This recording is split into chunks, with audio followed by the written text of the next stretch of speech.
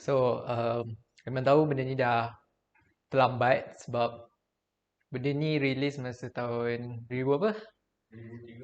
2013. Tapi Aiman baru beli dan Aiman rasa ni lah masanya yang paling sesuai. Sebab Aiman baru habis cuti, baru habis SEM 2 dan Aiman tak tahu nak buat apa. So Aiman scroll Shopee dan jumpalah harga yang paling okey lah, paling cun lah orang cakap.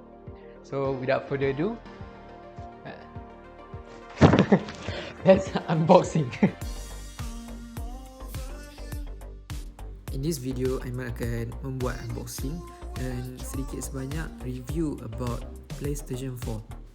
So I hope Aiman boleh bagi sedikit sebanyak speculations about this PlayStation 4. Either it is worth it to buy in 2021. And also, only small percentage of you guys that watch my videos subscribe. If you end up to like this video, consider it as subscribe. You can change your mind. It's always free. Enjoy the video. First things first, Aiman nak admit yang Aiman is gaming person. Dan kalau sehari tu tak main game memang tak boleh hidup lah. Sebab kata pepatah, mandi tak basah, tidur tak lena. Gitu. Kenapa Aiman tak beli PS5? PS5 kan baru keluar dan tengah trending kot sekarang. Well, Aiman sebenarnya kurang bajet. Aiman beli PS4 ni pun cukup-cukup makan. Dan nak bezakan harga PS4 dengan PS5 ni pun beza dia 3 kali ganda. Dapatlah jimat kat situ.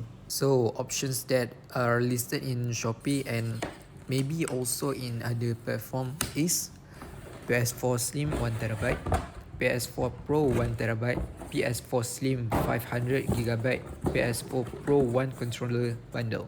Obviously, every set is a different price tag and Aiman literally consider to choose the cheapest one, the most basic one, and that is PS4 Slim 500GB. Aiman nak shout out store yang Aiman deal dekat Shopee iaitu Unique Game Zone. Seller sangat baik, sangat sporting. Aiman recommend. Aiman akan letak link dekat description. You guys can check out it later. So set yang Aiman beli adalah 500GB, satu game dan satu controller. Jumlah harga adalah RM1,788 sahaja. But Aiman dah dapat voucher dan dapat kurangkan menjadi RM1,778.40 sahaja. Still mahal kan? Tak tahulah korang. Tapi bagi Aiman, as a student, mahal lah. Sebenarnya kita kena berusaha untuk dapatkan sesuatu. So, moving on. What's under the hood? The product name, obviously, PlayStation 4. The main processor, single chip custom processor. CPU, Jaguar. GPU, AMD Radeon. The memory is 8GB. The storage size, 500GB.